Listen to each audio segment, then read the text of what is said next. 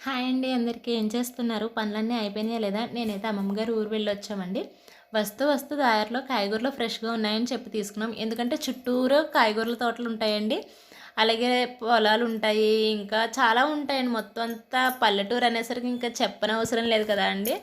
అన్నీ ఫ్రెష్‌గా దొరుకుతుంటాయి. నాకైతే ఈ కాయగూరలకు రూ. 500 అయిందండి. ఎందుకంటే క్యారెట్ 60, స్వీట్ పొటాటో 60, క్యాబేజ్ 30, పచ్చి బఠానీ 60, చిక్కుడుకాయలు 30, మిరపకాయలు 20, పొడుగు బీన్స్ రూ. 30, అలాగే ఇంకా కాలీఫ్లవర్ ఒక రూ. 30, బెండకాయలు రూ. 30, వంకాయలు రూ.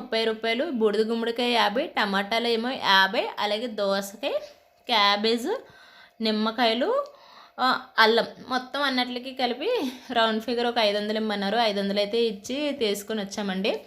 వచ్చిన తర్వాత వాటిలన్నిటిని క్లీన్ చేసి పెట్టేసుకున్నాను. ఎందుకంటే కాస్ట్ ఎక్కువ పెట్టే కొన్నాం కదా, సో జాగ్రత్తగా ఆర్గనైజ్ చేసుకోవాలి కదా. వాటినైతే ఆర్గనైజ్ చేసి పెట్టుకున్నాను. నాకు తెలిసి ఇదివరకు రోజుల్లో ఏంటంటే నా పెళ్లి టైంకి కేజీ కాయగూరల రేటు రూ. 25 లోపు ఉండేది. ఇప్పుడు పావు కేజీయే మినిమం రూ. 25 పెట్టకపోతే కాయగూరలు అనేవి రావట్లేదండి.